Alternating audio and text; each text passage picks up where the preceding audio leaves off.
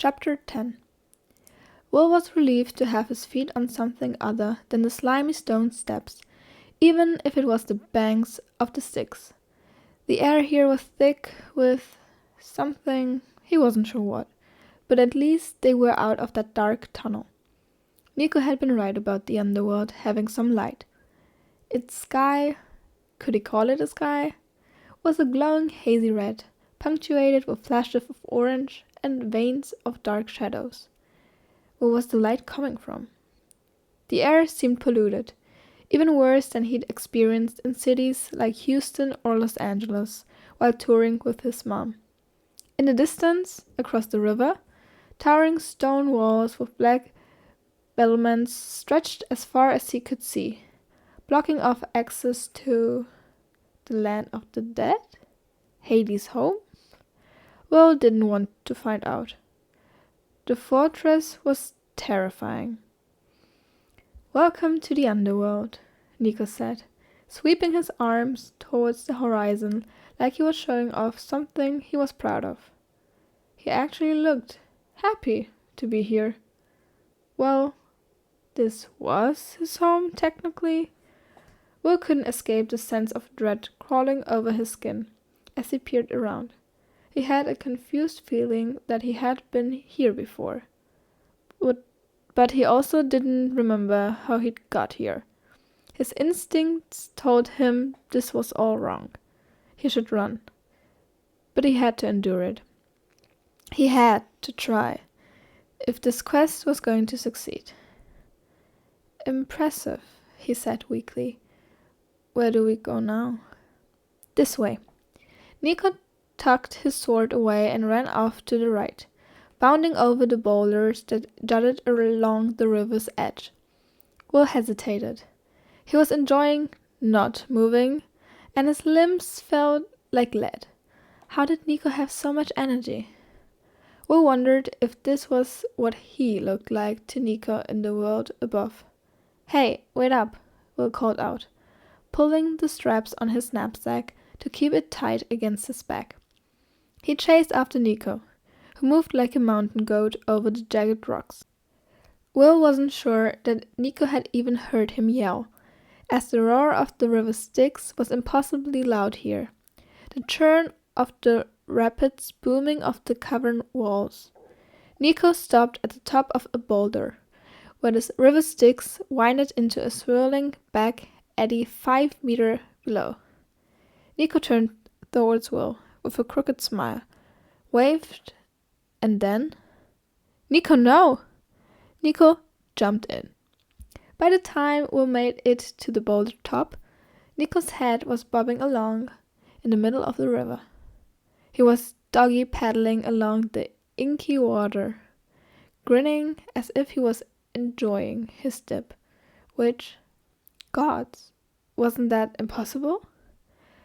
Will remembered Percy talking about his brief plunge into the Styx, how it was like acid to the human soul, eating away your very identity. It had almost destroyed him in a matter of seconds. Was Nico somehow immune to the river's effects? "Nico!"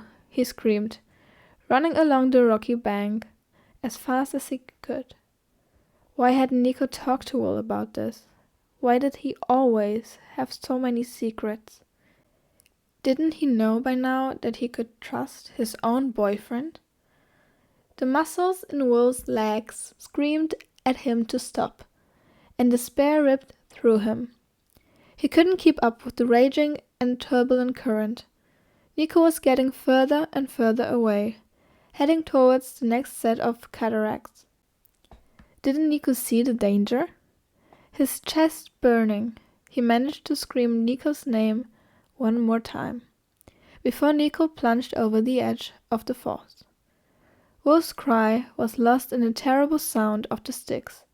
He forced himself to keep going until he stood at the top of the cataract, a lower tier of the underworld stretching out impossibly far beneath him.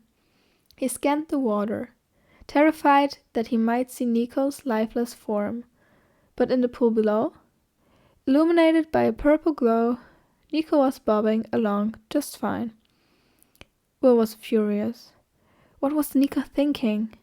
Nico glanced up, saw him, and waved his sword like a racing flag. "Just jump in!" he yelled, his voice strangely close, as if he were standing right next to Will. "The water is fine!" These words made even less sense to Will than what he had just witnessed.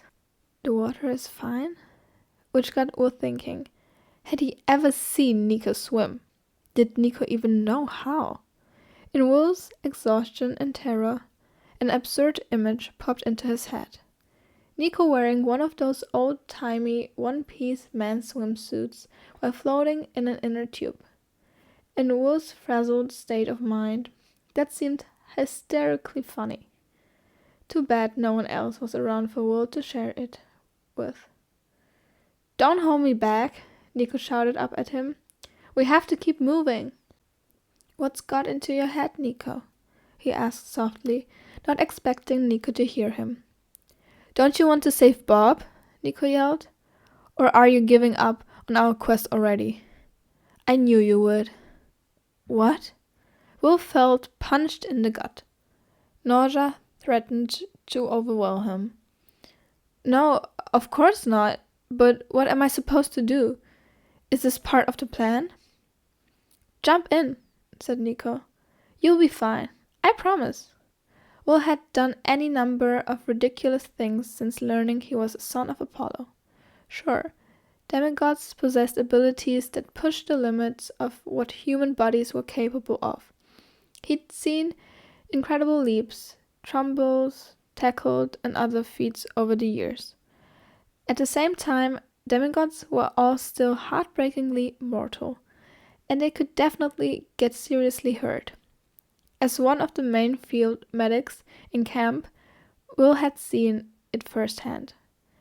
And in no way was he prepared to jump into a soul-destroying toxic river of damnation. "Stop giving up on me," said Nico, and this time Will swore he could feel his boyfriend's breath on his neck. "Come on, don't be a coward." That comment sent a burst of anger through Will. How could Nico be so cruel? Why would he ever think of Will as a coward? A new theory started to coil around the base of Will's brain. What if the underworld was already changing Nico? All that talk from Percy and Annabeth. What was it that Percy had said? "I particularly lost myself in that place." He'd meant Tartarus, but what if that process had started happening even before? What if Nico didn't even realize how much he was changing? Will had to get him out of that water before it was too late, whatever the cost. He flipped his knapsack around so that it was over his chest, clasped it tightly, and jumped. Will had braced himself for a jolt of cold water. Instead, the river Styx burned. Even that was an understatement.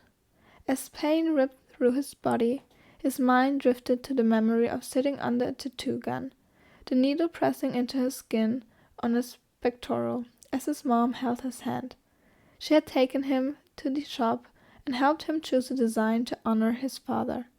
But once the process had begun, he'd been surprised that the sensation had felt like burning, like he was skinning his knee from a fall over and over again. Except the river Styx was a billion tattoo guns running over every inch of his body, and the ink was made of acid, and also everything was on fire, including the fire.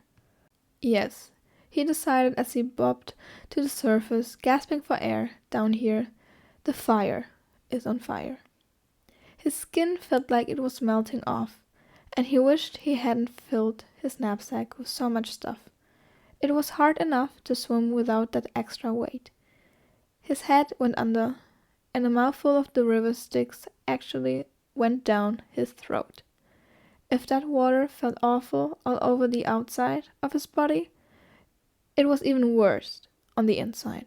He kicked as ferociously as he could, his muscles aching from the overexertion, and his head broke the surface again. His throat burned so badly even breathing hurt. He twisted around, looking for Nico. Where had he gone? "Hurry up, slowpoke!" Nico's voice wafted past Will's left ear. Will turned. His vision was hazy, but he saw a purple glow moving across the shoreline. How had Nico got out of the water so fast? Will flung his arms towards the bank, then paddled frantically until the water was shallow enough for him to stand in. By the time he flopped onto his back on the rocky riverbank, trembling and wheezing, he felt like he'd just taken a long bath in his mom's favorite ghost pepper saucer. Will imagined he could bottle Styx water and sell it as the hottest hot sauce in the world. Mr. D would probably be his celebrity sponsor for a hefty percentage. He laughed. He laughed because everything hurt, because he shouldn't be alive, because he was delirious from the pain and total absurdity of plunging into the river Styx. Wait, was he invulnerable now? Wasn't that what happened if you survived a dip in the Styx? That couldn't be right. It couldn't be that easy. He rolled over and pushed himself up to his hands and knees. He coughed out more acid black water, which burned on its way out, too. Well, at least it was consistent. "Nico," he croaked, swaying as he stood up. "Nico, where are you?" No one was there. Then Will turned and glimpsed the familiar purple glow disappearing behind an outcrop of stalagmites. He tried to yell, "Nico, stop!" But his lungs were on fire. His skin felt... Oh gods, was this what a sunburn was like? Being a child of Apollo meant he had never got one. And if it was anything similar to this sensation, he had immense sympathy for all the lobster-red campers he'd seen and healed over the years. The purple glow was getting dimmer in the distance. "You're just slowing me down," his boyfriend's voice whispered in his ear. How was this possible? Was Will's mind dissolving? "I won't, Nico," he said, sobbing. "I promise." "You already are." Will watched in despair as the faint purple glow slipped into the shadow and disappeared. He crumpled to his knees, tears prickling his eyes. This wasn't happening. This couldn't happen. Nico would never do something like this to him.